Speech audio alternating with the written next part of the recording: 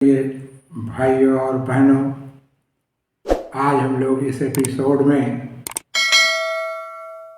उपस्थित हुए हैं। सबसे पहले मैं आप सभी को प्रणाम करता हूं और जो भी आज इस सत्संग को मेरे सुनने के लिए बैठे हैं, उन सबको ईश्वर से मैं उन सब के लिए प्रार्थना करता हूं। हे परमपिता परमात्मा, आज जो सुबह सुबह आपने हमको प्रेरणा दिया है वो अपने साधकों तक पहुंचाइए और अपनी करुणा कृपा से उनके मना स्थिति में बैठाने की खोज के लिए जो बैठे हैं उनके मना स्थिति में स्थित होकर के अपनी करुणा कृपा बरसाइए। पहले हम लोग गुरु की वंदना कर लें। गुरु ब्रह्मा गुरु विष्णु गुरुदेवो महेश्वरः, गुरु साक्षात् परम ब्रह्मा तस्मै श्री गुरुवे नमः। ध्यान मूलम गुरो मूर्ति, पूजा मूलम गुरो पदम, मंत्रमूलम गुरो वाक्यम, मोक्षमूलम गुरो कृपा। हे परमपिता परमात्मा, आपके चरणों में मैं वंदन करता हूँ। हरिओम।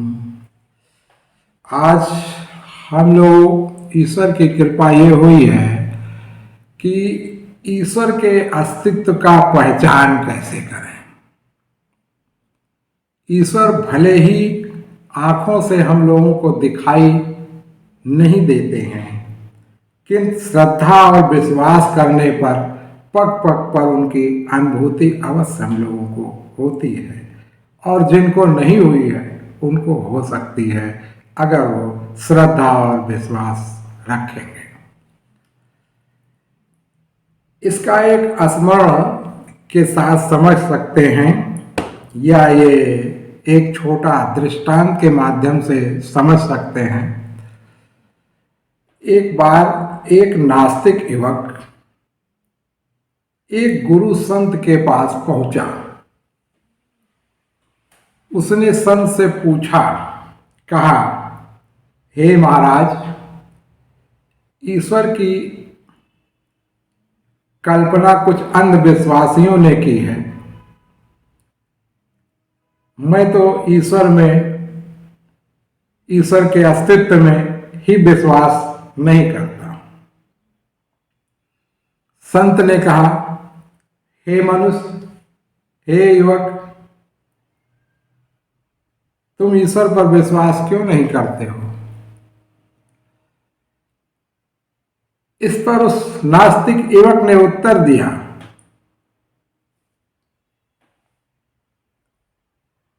हे संत जी, मैं उसी सत्य को मानता हूं जो दिखाई देता है।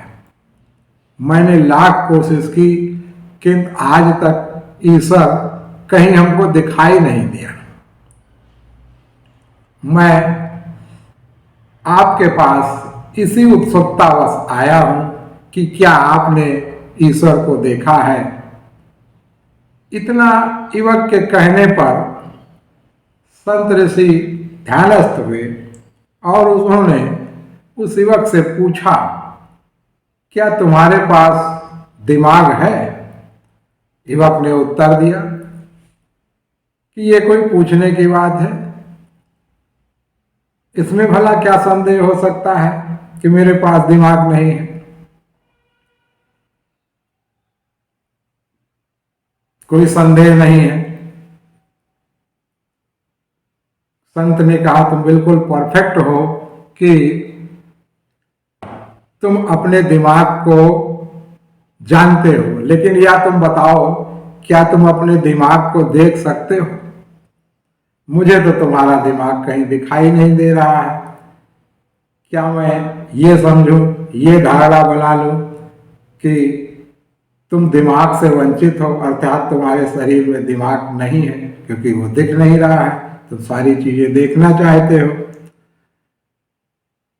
तो ये संत के, उन ऋषि के ये शब्द सुनकर युवक सकपका गया। उसको एक अंतरिंग आवाज सुनाई पड़ी कि ये आज तक तो मैंने सोचा ही नहीं। फिर संत तो करुणा निधान होते हैं, वो सब पर जो उनको मिला है वो ईश्वरीय कृपा सब पर बरसाते रहते हैं। फिर संत ऋषि ने उसे समझाते हुए कहा, उस युवक को समझाते हुए कहा कि जैसे हवा, सुगंध, दुर्गंध, ठंडी, गर्मी, इन सबको हम आंखों से नहीं देख सकते, केवल इनकी अनुभूति अवश्य होती है, एहसास होता है।